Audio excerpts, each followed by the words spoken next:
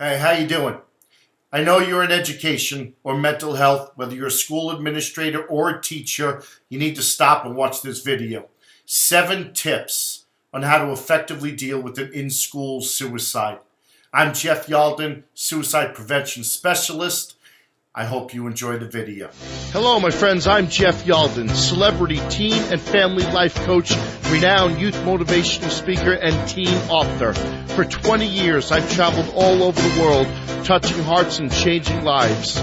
You have questions, I have answers. I am here for you. And together, I hope to bring purpose, passion, and direction to your life and your family.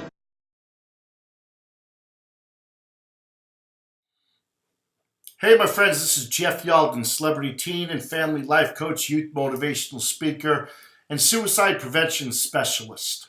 I bring to you this video my 7 tips to effectively deal with an in-school suicide. My friends, I know that suicide is taboo and it's something that we don't like to talk about. But the fact is it's real and we're dealing with it every single day. This week I had 2 phone calls. One was the death of a student in the school bathroom. Number 2 was the death of a student in the main gym hanging from a basketball hoop. I am honored and excited that you're taking the time to watch this video, and I hope that you share it with the people that need to see it. This is your teachers, administrators, school staff, personnel, superintendent, coaches. This message needs to get out there.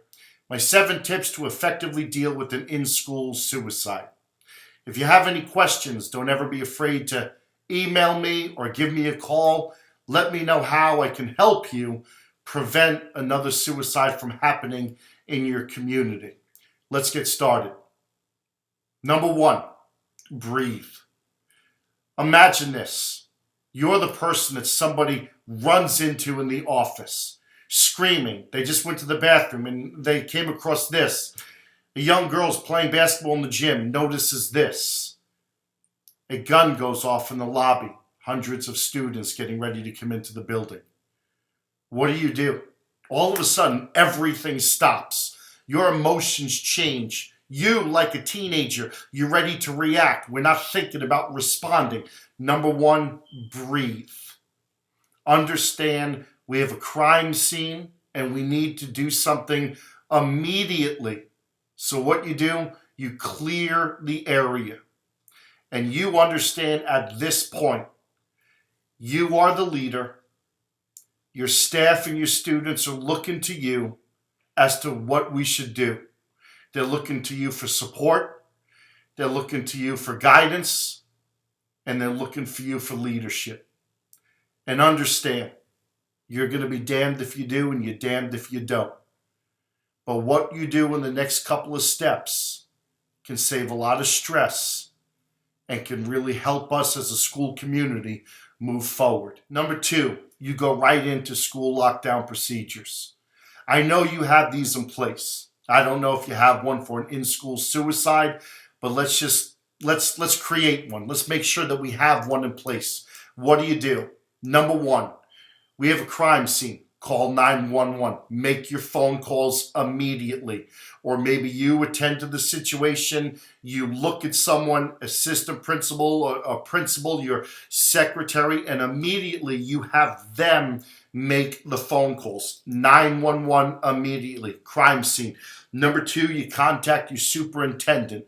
Number 3, you contact your support services personnel, mental health. Number 4, get grief counselors in there immediately. Now, you might be a big size school. You might be a smaller district, and phone calls could be harder to get people in immediately. Don't ever hesitate to contact some schools in your area and ask them if they can send over some of their counselors. I promise you, when you have to deal with something like this, you'll have everybody saying, "What can we do for you?" You also want to make sure nobody alerts the media.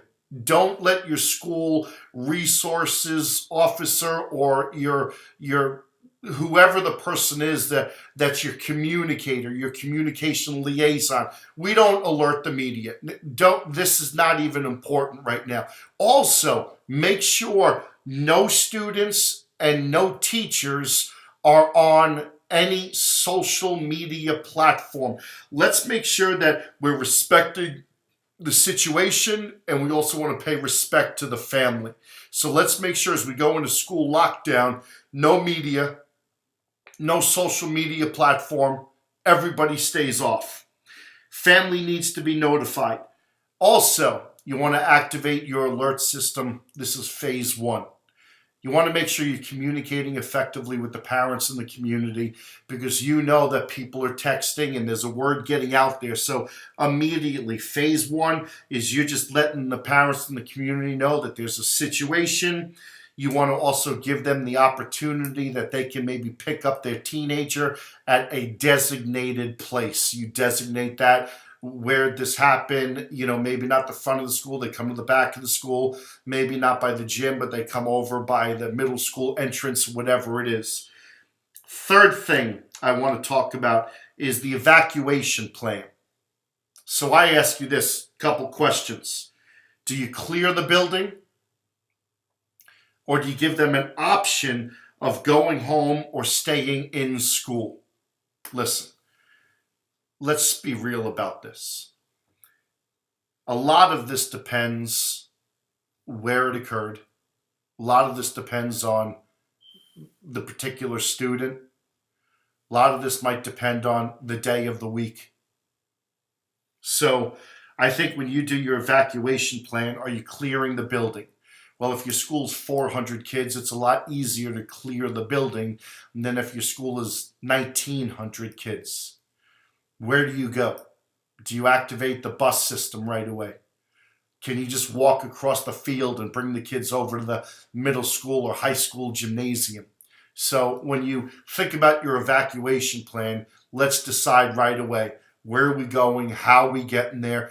The scene is cleared. It's blocked off.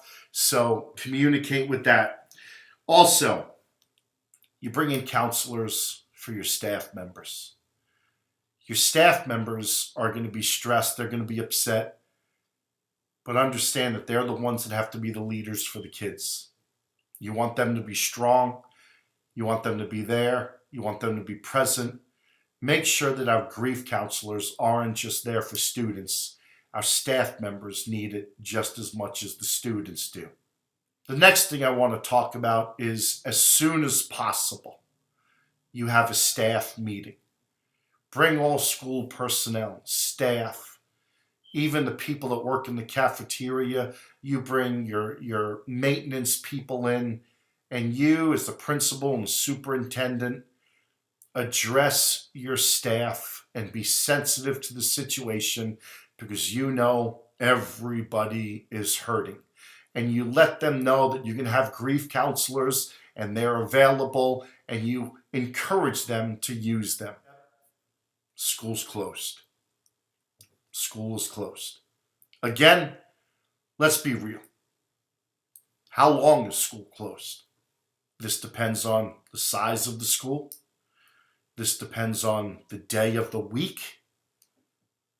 This also depends, and I don't want to be insensitive, and I probably shouldn't be talking about it, but the reality is, it's a reality. It depends on the popularity of the student.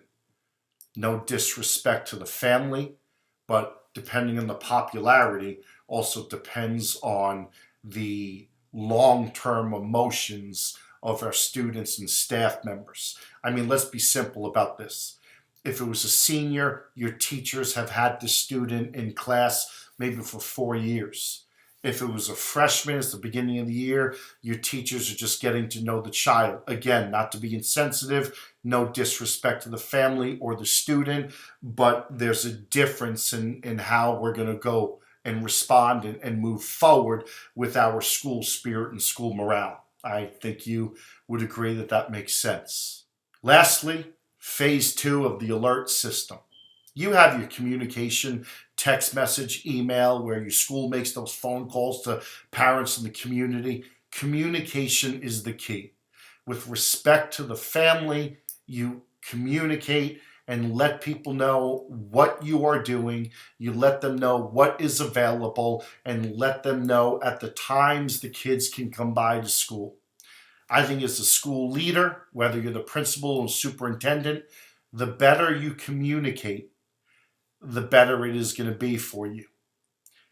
My friends, no certificate, master's degree, or anything ever teaches you how to deal with a suicide, let alone an in-school suicide. I gave you a simple plan, and my intentions are that each and every one of you look at your emergency procedures and you make sure that a plan is implemented, and in the event, and I sure hope you never have to go through it, but in the event that something does happen, remember step number 1, you breathe, and you know you're the leader and people are counting on you. You follow your plan and you do the right thing. Thank you for listening.